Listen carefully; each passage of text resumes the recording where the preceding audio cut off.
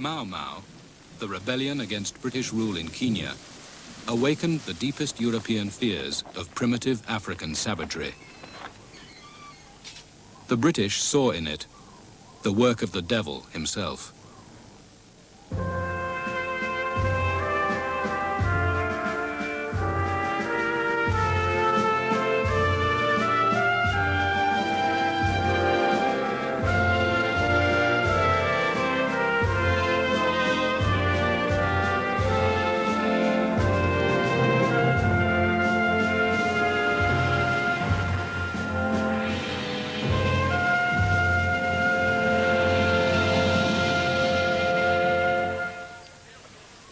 In 1952, when Sir Evelyn Baring arrived as governor, he faced a rising that was to shake colonial rule throughout Africa.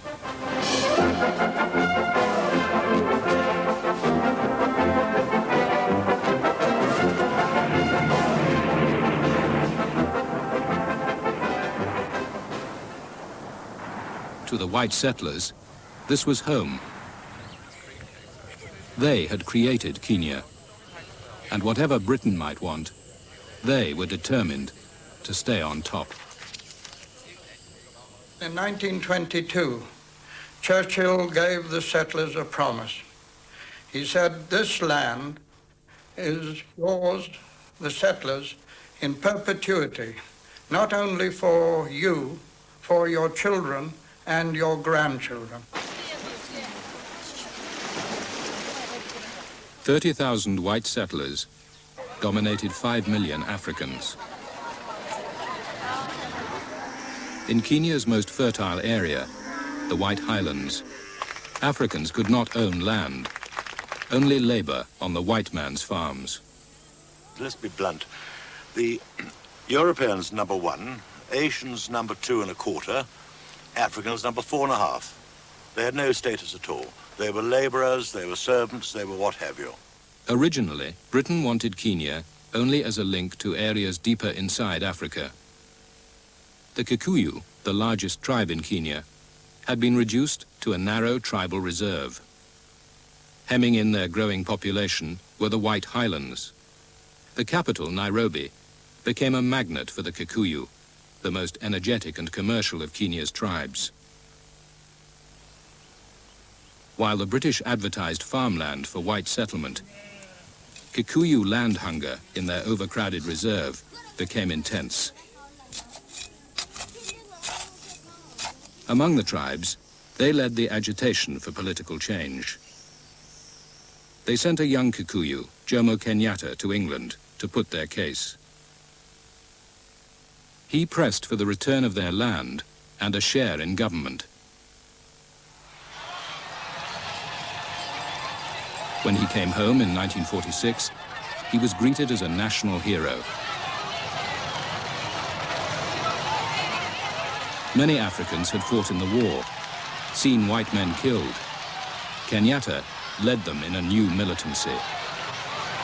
He seemed to have a synthesis of modernism and atavism. He seemed to be totally attuned to the background of his people, to their practices, their customs, their superstitions. He knew about Russia and Britain. He was a very broadly informed, human sort of man. I never felt other than dominated by his vibrant personality, a sort of hypnotic masculinity, and one felt enveloped by his warmth and at the same time slightly repelled by his menace. He had magnetism. Absolute magnetism, and he could put anybody to ash by looking at him. And Hitler had the same thing, apparently, as far as his eyes. That man, he had something. It's the only time in the whole of my life that I actually felt the hair on the back of my neck standing on end.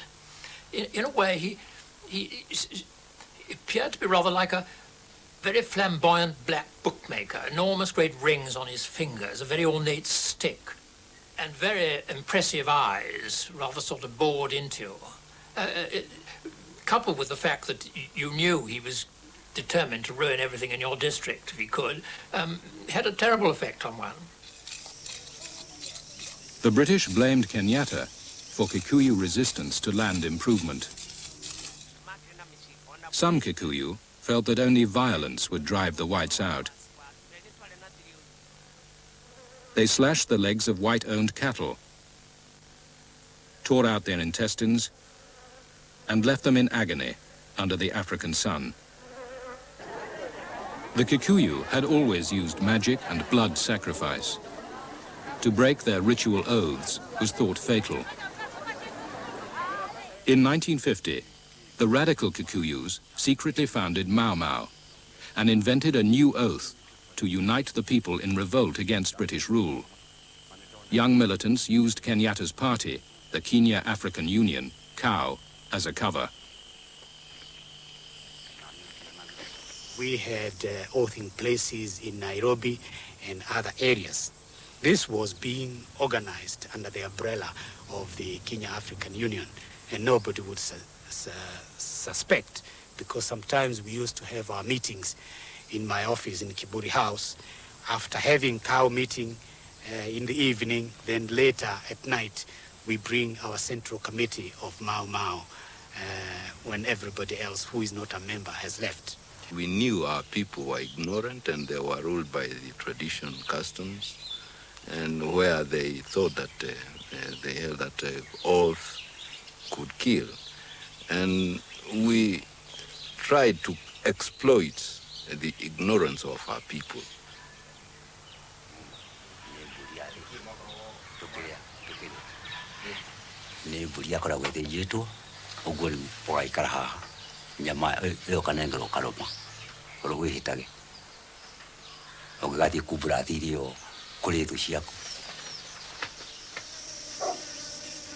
Mau Mau killed many pro-British Kikuyu and those who refused to take the oath. There were also the other forms of intimidation, disemboweling cats and pinning them to boards outside somebody's house with a notice underneath, making various statements to the effect that if there was any further trouble from him, he would be murdered. That sort of thing. Various forms of intimidation, but it had a universal effect. The slaughter grew, both in numbers and ferocity. The British were convinced they knew who was behind Mau Mau and its killings. It's very difficult not to conclude that Kenyatta himself was the originator of it. I was completely convinced that he was the actual leader of the Mau Mau, that he'd started the whole thing, that he was responsible for inventing the oaths that they had to take. I have no doubt that he instituted Mau Mau and kept it going. I'm quite sure, yes, that he was responsible to start with. I knew perfectly well that headmen were being murdered and their huts set on fire with them locked inside and so on. Most Kikuyu were just as certain. Kenyatta, their leader, ran Mau Mau. But the men who did disagree. How much did Kenyatta know about the organization of Mau Mau? I think he knew nothing.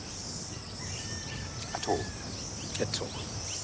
Kenyatta was among the older generation, so we feared that if he knew much, he may disagree with what we were thinking of doing. So it was only the younger generation which had decided that because all other means have failed, we must use violence.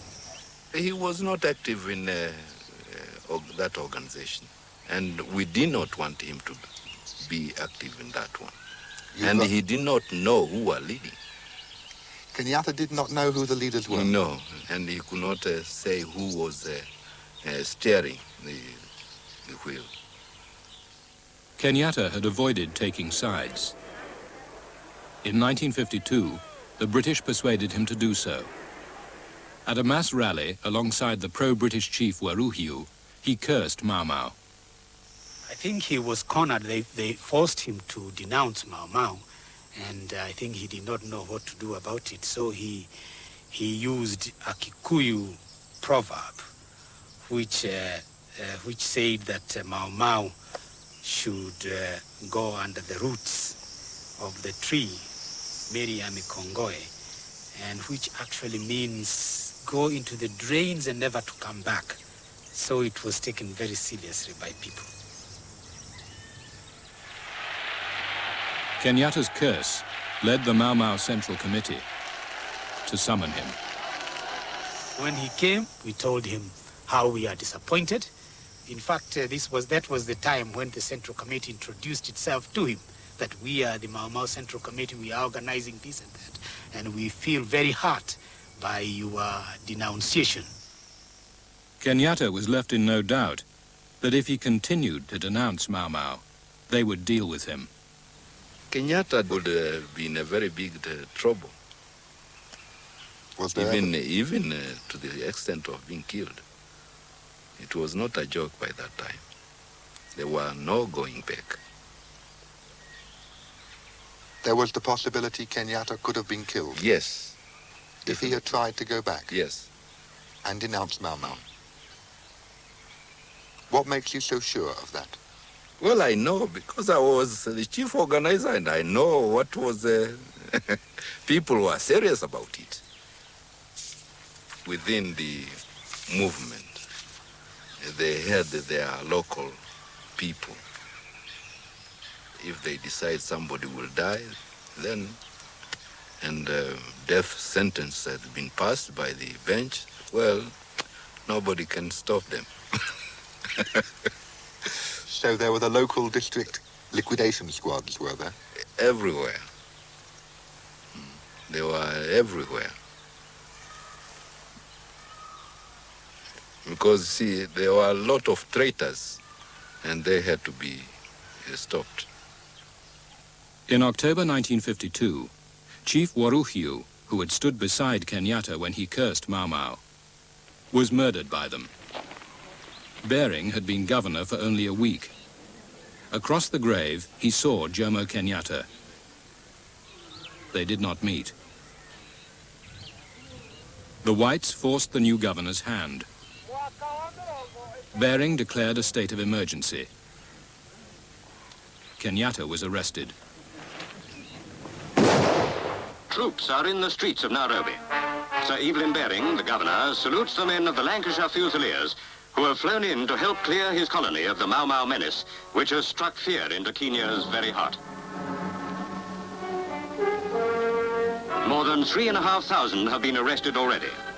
All have to be carefully checked by police security men, for in such a decisive swoop as this, it is all too easy for the innocent to suffer. The objective of this secret society is to drive all white men out of Kenya. All who carry the mark of the Mau Mau must be hunted out so that peace may come to this troubled colony.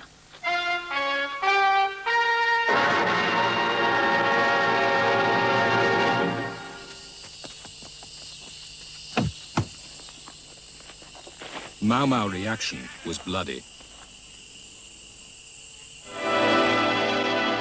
From the Cathedral of the Highlands in Nairobi are borne the bodies of Mr. and Mrs. Roger Ruck and their 6-year-old son, Michael, a British family brutally murdered by the Mau Mau.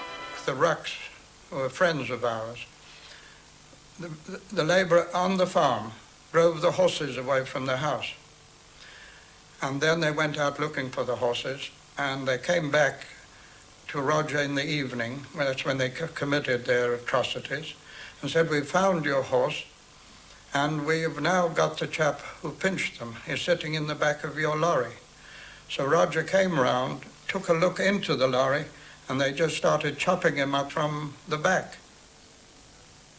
Esme came out when she heard them shouting, and they just walked straight up to her and chopped her up with these pangas, as we call them. And the little boy started crying, and they went upstairs and they chopped up this little boy. Incensed by the murder of the Ruck family, 2,000 Europeans assemble outside Government House in Nairobi. Refused audience with the governor, Sir Evelyn Baring. The demonstrators attempt to storm Government House.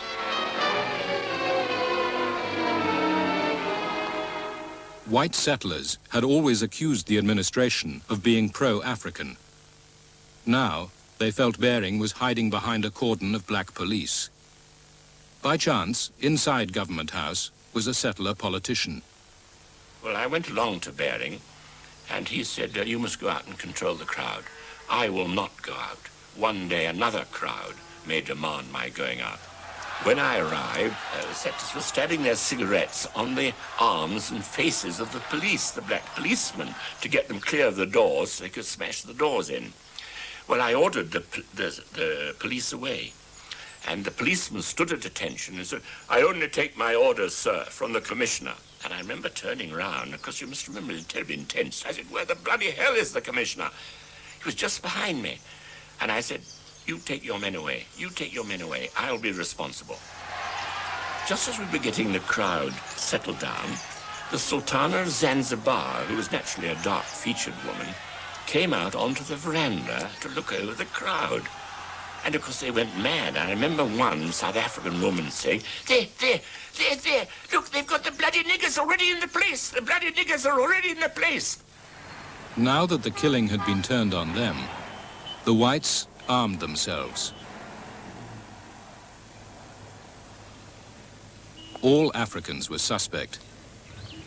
The fact that your own cook, who'd been with you for 30, 40 years, could be oathed in a way that he could come and kill you. Unbelievable. You'd been a friend to him, you'd been helpful to his children, you'd done this, that, and the other over the years, and yet, happily one night, he would come and slit your throat. This they couldn't understand. They couldn't understand the depth of bitterness. All told, 32 settlers were killed by Mau Mau during the emergency. The manner of their deaths created an atmosphere of fear and vengeance.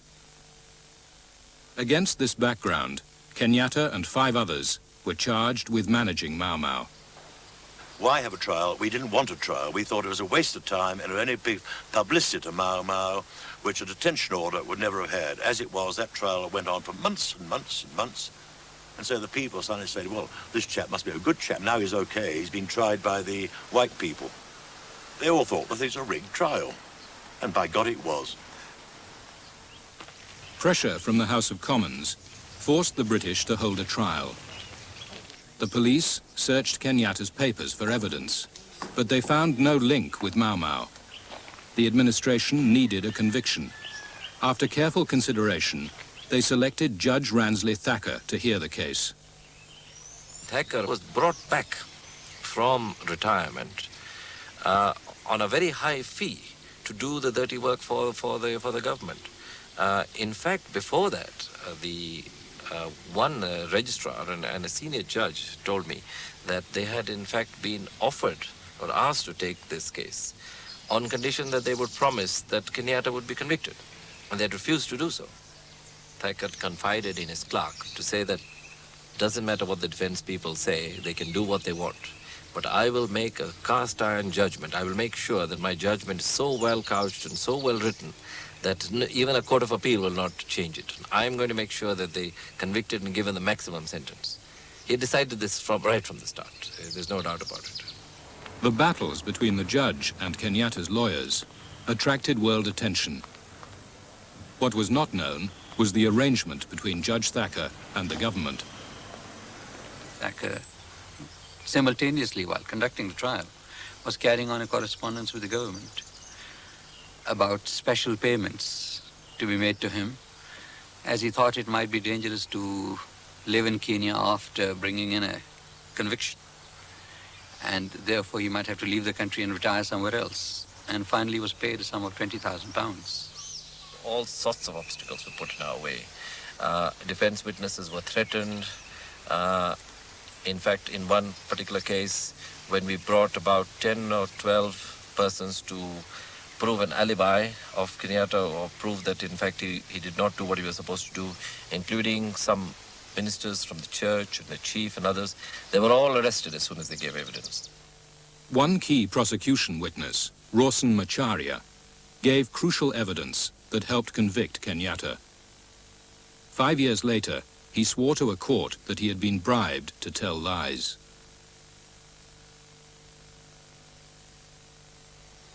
He had written letters from the government, which he showed me, that he would be sent to England, he would be educated there, his family would be supported, and when he came back, he'd be given a job.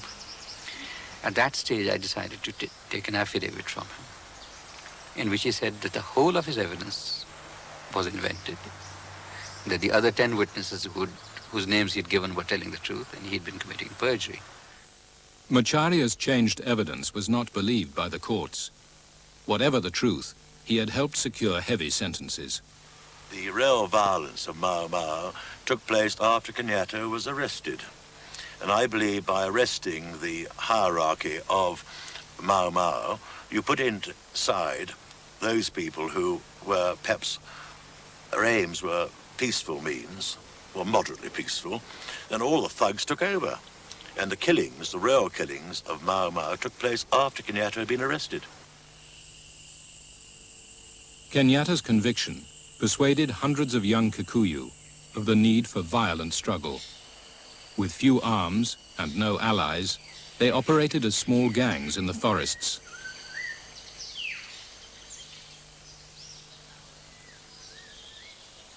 Mutito ihinda rĩa mbere rĩa gũthiĩ kwarĩ na heho ona ng'aragu nĩ kwarĩ tondũ gũtiakĩrĩ irio no gĩthaka na twacokire tũkĩmenyera heho na irio ningĩ nĩ twagĩcionaga na thĩna na tũkomĩrĩria nĩ ũndũ wa kwenda gwĩtia wĩyathi tũkona gũtirĩ ũndũ ũngĩ ũngĩtũma tiga no tũrũire mbara yo nyene.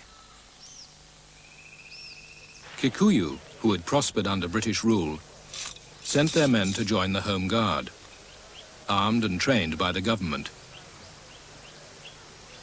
The Mau Mau rebellion had become a civil war. In March 1953, at Lari, a local quarrel over land turned into a massacre. 94 Kikuyu were killed. Mau Mau was blamed. To survive, the Kikuyu swore loyalty to the British by day and the Mau Mau by night. The civil war, African against African, was to last for 5 years. The pictures from Lari shocked the world. When I got there was the most dreadful scene I've ever seen in my life. There were huts in flames. A man called ex-Chief Luka and his family were burnt to death.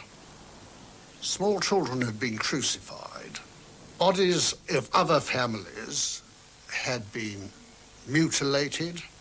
It was the most horrible scene. Those who had survived the slaughter had been brought here, most of them to have their wounds treated. Many have since died. It wasn't a pleasant sight. Men and women with their bodies scarred forever by clubs and knives and fire. The stories the wounded told were terrible to hear, of the whole village set ablaze, and of the savage butchery that followed. Yet the survivors, I suppose, must be counted as the lucky ones. Upon the children, too, the Mau Mau had laid its evil mark. The lucky ones, I wonder.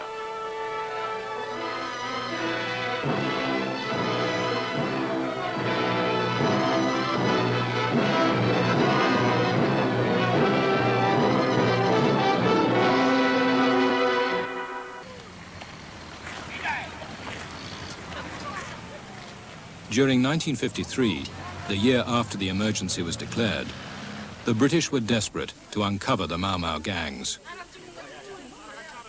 We had to get information. We couldn't get information at all.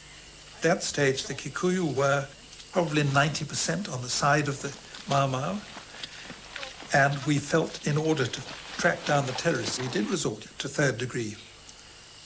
When, on the rare occasions, we caught a terrorist and tried to interrogate him, to start with, there was no way you could get them to talk. And we and certainly the police and many of the police reserve tried methods that we would never normally accept. Electric shocks, that sort of thing. It was a waste of time. It didn't work at all.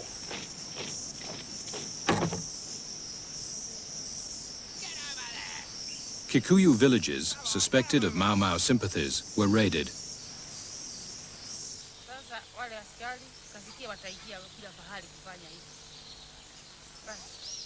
Sasa ndio tulikaa kidogo tukaona askari ya Kamatimu nachanganyika na ame na kuja saa 12 mapema mnasikia milango fugueni kuingia ndani ni kupiga nyinyi tu, hakuna kitu kingine. Sasa mkapigwa, mwingine anapigwa tena anapelekwa paka huko post akiwa mahututi. Kufika huko wanakwenda wanampiga, nasikia paka nakufa kabisa. The army commander, General Erskine, tried to stop the excesses. He made his first priority the cleaning up of Nairobi, the nerve center of Mau Mau.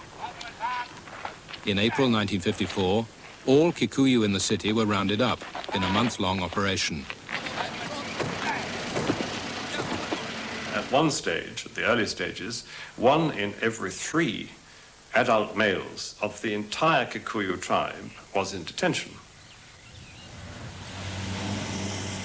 All over Kenya, screening camps had been set up to process the total of 80,000 who were arrested. Before they could even be considered for release, the authorities tried to identify those who had taken the oath. We were trying to deal with it, so to speak, in its own coin. They felt that the oath had bound them and that if they broke the oath, something terrible would happen to them. We were concerned to try to break the power of the oath, to, so to speak, cleanse them, so that its power was no longer binding. The government even employed witch doctors to decontaminate those who had joined Mau Mau. The vital thing, as far as the administration was concerned, was to get someone to declare that he'd taken an oath. It was thought, in some mysterious way, that as soon as you signed a paper, however you signed it, after half an hour's roughing up, after 4 hours roughing up, after 3 weeks roughing up, as soon as you signed that, you were in some way getting rid of this awful atavistic horror that had taken hold of you when you first took it. At the same time, the government lured hundreds of fighters out of the forest by generous surrender terms. Forest leaders resorted to ever more extreme oaths to hold their men together. Uhoro wa mutitule nitwali hede kunywa mumare no ginya wambe hare buri yathijagwo yathijwo ukamba ukanywa ukaria nyameyo nyamere ngire ugacoka ugekira hagithita-ini ukaharukia uguo waharukia uguo gere ngi ukaharukia haha hana hare nyama ya mundu ugathie ho ukanywa thakame were hiu mundu ari murage nigu kamuruga maita 1 2 3 4 5 6 7 riu nitakuga ati ona mundu ukamuona hana thigiriri ati nduri hindi utangimuraga. These oaths were read to newly arrived British troops. The aim was to stiffen their hatred of the gangs. The effect was to terrify young national servicemen into killing anything that moved in the forest. These Mau Mau were like animals. They lived in the bush, they had long hair, some of them had game skins, coats around them. They ran on, carried a gun in one hand, and they ran like baboons through the bush. Now, in the forest, they were lying down watching you, and these poor lads would be coming along, walking upright, had no experience of bush warfare, it wasn't their fault, but actually fighting against people like that, they were useless. You had to hunt like you hunt a leopard or a lion, and you had to beat these Mau Mau at their own game. There was this chap, he'd seen me, and he was trying to get himself hidden in some stones. So I put a bullet straight behind his head. He came over backwards. His adjutant, the most awful fellow I've ever seen. Tall fellow with one eye, long hair, had skins all over him, got up and he took a horrible look at me and took off, and I thought I could shoot him like this, and I shot and missed him. Then I put the gun up and got him too. Then there was another one running a short way over, and I put a bullet, turned out to be a young girl of 16. The ones they used to send in to get their food. Twaharukagia ndigizo twathie rũĩ irio icio kũrĩ harĩa hatuĩkĩte irĩ igũ akorwo rĩu nĩ ta haha macani-inĩ maya ikaigwo ho makaya kuoya arĩa ti waga kũmaha irio tondũ nao nĩ megũkũraga waga kũmaha irio na nĩ magũkũhũra na nĩ ũgũitwo ucoke ũreke ũiguĩte ruo mũno na mũkanda na warĩa maigua nĩ ũkũheanaga irio nĩ woywo ũhũrwo na ũthamio. Those Kikuyu still held in detention were forced to work. From a Guthi camp came repeated allegations of brutality. I would say that that camp was conducted with restrained harshness and severity, that it was extremely orderly and clean, but that probably a degree of physical violence was used to secure the obedience of those who might be thought to be a danger to the general stability of the camp. Ugathiururukio kihuragwo nginya kiara gikenja irima riria ringi ni gukua ndoo iri na miigua kaigerera na iri na mai ugatengerio kihuragwo nginyagia mai magwitikagire guku ukakorwo ugithunguka kagoto kari loud tamaita 20 tari uraiga karai kauthi kari kiongo unyitite utengeretio ni thigari nacio ile laini o kihuragwo yani kuiga thigari uthire hari muthigari o kiguthagwo ugithiagira hari muthigari o kiguthagwo. I got a letter which I couldn't ignore, which said, death of detainees in a Guthi camp. And then another letter came from them saying, please act else we shall all be dead.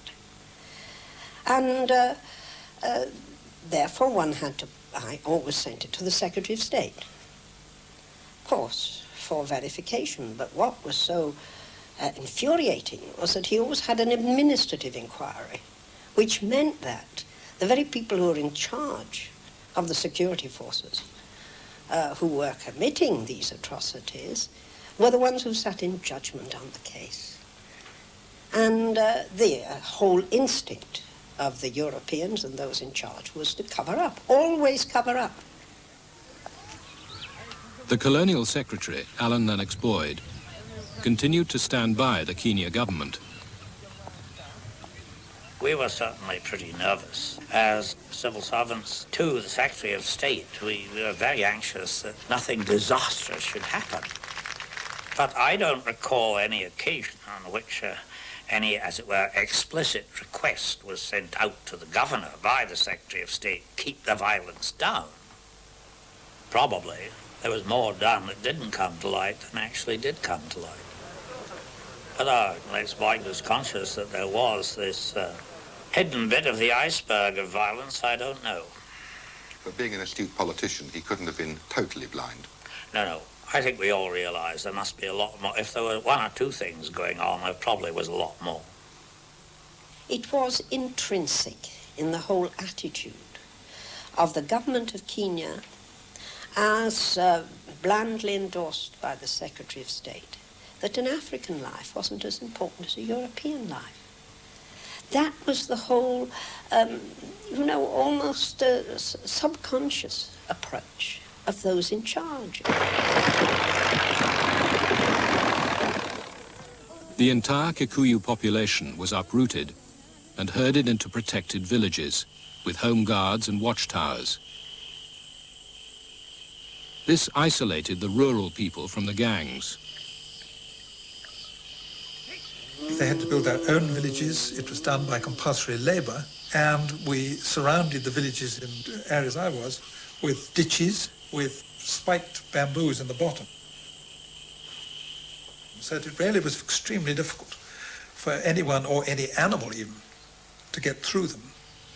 Villagization removed the Kikuyu people from their farms into glorified concentration camps, where they were given 23-hour curfews, and as a battle measure, it was very effective. It stopped food supplies to the forest.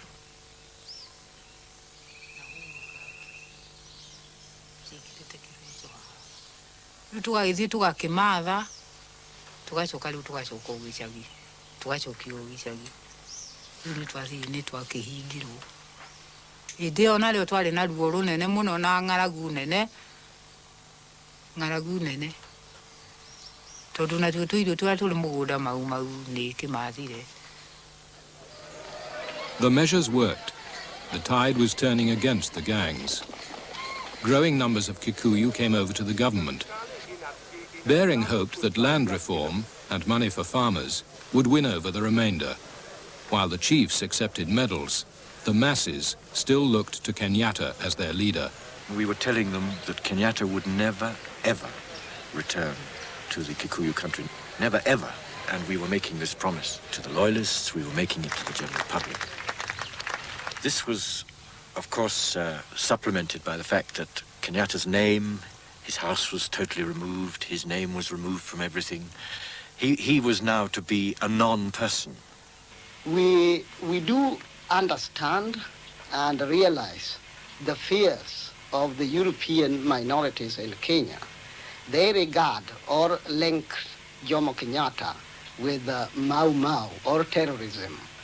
But we, the African people, know that he is a sincere leader of his people who had devoted all his time to the benefit of the ordinary man.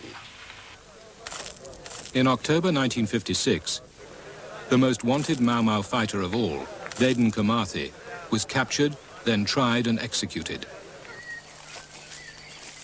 The war against the gangs was all but over. Officially, more than 11,000 Mau Mau had been killed. Those left in the forest posed no real threat. To avoid more African unrest, the colonial secretary, Alan Lennox Boyd, persuaded the settlers to accept an increase in the African share in government. The British were now keen to release the remaining detainees. But these were mostly young and violent. They had resisted all attempts to make them confess the oath. In the camps, they were out of control. There was not even the possibility of knowing who most of them were, because they made themselves bracelets, which they skillfully hammered like modern watch straps, out of the corrugated aluminium huts, and they were identified by their own identification and not by district or by name or by tribe or anything else. They had their own identity and their own command. The British attempted to regain control by dividing the prisoners into small groups. They hurled themselves into a vast, tangled human mass. And we then physically moved in and manhandled them without what you might call punitive force or intimidatory force, what later came to be known as compelling force. They were taken by the hand, leg, wrist, whatever, and dragged out and frog-marched with whatever force was necessary, which was considerable. To handle a tough young man physically is very difficult. Then at Hola Camp in 1959, the use of compelling force went too far. 11 prisoners, refusing to work, were beaten to death by African warders. The outcry shook the House of Commons. There we had the evidence, and I was able, through those documents, to prove to the House of Commons that these men had, in fact, been clubbed to death by illegal behaviour in the running of the camp. The government of Harold Macmillan was shaken when one of their own leading backbenchers, a former minister, savaged them. They had been warned that the policy which was being adopted could have this kind of result. Accordingly, the people who had adopted that policy must be held responsible for it. That was my argument, and that is my belief still. And that would mean that the governor himself would have to accept responsibility unless it could clearly be vested in someone else who had acted without his knowledge or authority. The people who were involved in Hola were the same people who had been involved in what is really a remarkable feat in getting over 70,000 Mau Mau detainees out of the camps, back into ordinary life. We all realize that we made mistakes from top to the bottom, all of us. We are trying to put them right, the mistakes we made. And we've had a committee who, from the United Kingdom, been looking into what we should do in the future. No senior official was dismissed over Hola. Some months later, Bering himself retired as planned. After Hola, the British released the remaining detainees. They simply went home. The cabinet decided Britain could no longer sustain white settler power in Kenya. Instead, the new colonial secretary, Ian MacLeod, announced Britain must come to terms with the growing force of African nationalism. MacLeod was not a man who minced words. He told everybody that the European position was really going to be dismantled. The sense of shock on the part of the local Europeans was immense, and I think the sense of shock to the colonial administration was equally great. We were really quite taken aback by the swiftness of determined change. Was MacLeod ready to listen to reasoned opposition to the speed at which he wanted to go? No. He hardly listened to anybody. That chap can't look you in the eyes. He gave you a limp handshake, said he had no preconceived ideas. That meant he had every preconceived idea. And apparently he was a brilliant bridge player, and chicanery was his art of bridge playing. And as far as his politics is concerned, I think he stank. Why couldn't he tell us the truth? MacLeod played his cards carefully. In January 1960, he called all Kenya's leading politicians to a meeting in London. MacLeod and I were discussing the general position of decolonization, really, you know, and how the timing should go, when all of a sudden a man brought in a message, in other words, a telegram. And MacLeod opened this telegram and read it and gave a great start. And he turned and said, "My God, Michael, look at that, look at that. We're going to be the last in Africa instead of the first." And I read the telegram, and it was a message from our representative in Brussels to say that the Belgians had decided immediately to give the Congo independence. Now, that was a tremendous shock to me, because I suddenly realized that MacLeod wasn't at all interested in my fate or Kenya's fate. He was only really interested in whether the British are going to be the first or last in discarding the robes of colonialism. MacLeod decided to give power to the Africans faster than any of them expected. I believe that one day Kenya will be governed by a democratic government, representative and elected by the people. And by the people, I include anybody who decides to make Kenya his home. In how many years? And who accepts to be treated as an equal citizen with everybody else. After 4 weeks of argument, MacLeod decided it was time to call a halt. He allowed everybody to talk and talk and talk themselves out. I saw very interesting discussion, because when he knew that we had all talked ourselves off, then he actually came with his proposal. MacLeod announced, to general surprise, an immediate African majority in the Kenyan parliament. But before independence could be granted, two dangers remained. Kenyatta, the British believed, could bring chaos to Kenya. But popular African support for him was so strong that most African politicians now felt obliged to demand his release. Will you press for the release of Jomo Kenyatta? Certainly, yes. How? Again, by intensifying our efforts and more pressure on the British government and also the Kenya government, and using whatever influences we've gained from this present constitution for further efforts to secure his release. The other danger was the die-hard whites. They had always relied on support within the Tory party. They felt betrayed by the Prime Minister. Macmillan feared their hostility would topple him. We were naturally very upset.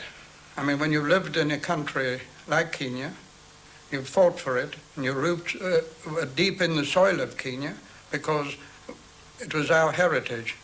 We'd been promised it was our land in perpetuity. If it was handed over to the blacks, one would have to leave, and your children would lose their heritage. Europeans, unable to accept the idea of black government, were already packing up to leave. To diffuse white anxiety, the new governor risked a black explosion. I repeat and confirm that in my view, Jomo Kenyatta's release would be at present a danger to security.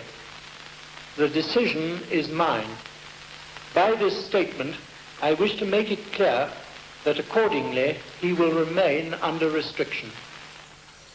They wanted people, all the propaganda which they sent round, wanted the people to believe that Kenyatta is an evil leader who had put the country into trouble, and he should never be allowed to come back to life again. The governor's broadcast increased African pressure for Kenyatta's release. When the Kenya African National Union, KANU, won the election, its leaders refused office until Kenyatta was freed. The deadlock now threatened the peaceful transfer of power that Britain wanted.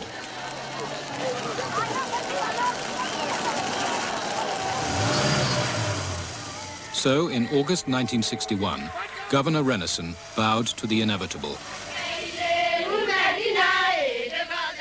Jomo Kenyatta, the man he had called the leader to darkness and death, returned home to a tumultuous welcome. After his release, Kenyatta accepted the presidency of KANU, a party whose radical platform had included the seizure of European-owned land. The whites were horrified. KANU was a near certainty to take over when Britain left. KANU did give the impression of being excessively extreme. Land confiscation, nationalization of all industry, closing down of foreign investment, excessive Africanization. So naturally British interests were disturbed because they thought they would have an extreme, perhaps almost communist regime. Kenyatta surprised everyone, white and black. To secure independence, he knew that Kenya needed stability, not a new upheaval. He overruled the radicals. We don't want to rob anybody of his property. We're not concerned of robbing people of their property, no. But what we want to get is power, that is the government. We want to rule our country. Our main cause for struggle was to gain our land back. And independence or self-government was only being used as a means of taking back our land. And without land, then everybody thought that we had been sold out. Kenyatta was afraid that many of his supporters would grab white-owned land. He needed to buy it for them. He turned to Britain for the money and distributed some land in the White Highlands to African farmers. Kenyatta, with British aid, fought off Kikuyu unrest. He had no place for Mau Mau. He ordered the few fighters left in the forest to come out. Kenyatta gave them nothing, but greeted them as heroes. He's going to be an ordinary citizen because all he wanted to see is an African flag flying over Kenya. That's all he was important. What are his followers going to do with their arms? Their follower and their arm they will bring their arms to me, to their government. The settlers were still wary. They invited him to a meeting in the Highlands. With a goodwill, all of us, and this is the government policy. We believe that the Kenya is large enough. Kenya potentiality is great. And all of us, and I'm not telling you this because I'm in your meeting, I'm telling you what I believe and what my government believes. That white, brown, black can work together harmoniously in this country and make this country great. And Kenyatta said, if I made mistakes, forgive me. If you made mistakes, I forgive you. We must not forget the past, but we must forgive and work together. To think, Herr God, we have a statesman who does not want to take our land away, who does not want to kick us all out, who wants to keep the European farming here, who wants to keep the European community, and it did more to reassure the expatriate community than any other speech made by any other leader in this country.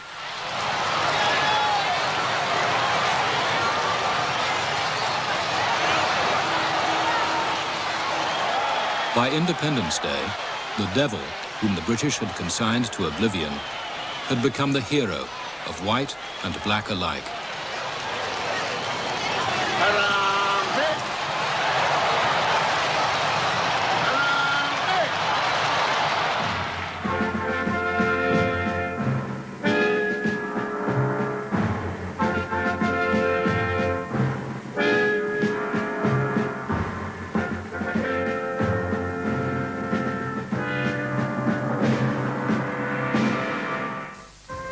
Next week in End of Empire, the empire in Africa declines and its eventual collapse brings down Britain's Prime Minister. And don't forget to join us Tuesday night at 8 for the final program of Focal Point, which looks at the changing character of Sydney's historic Rocks area.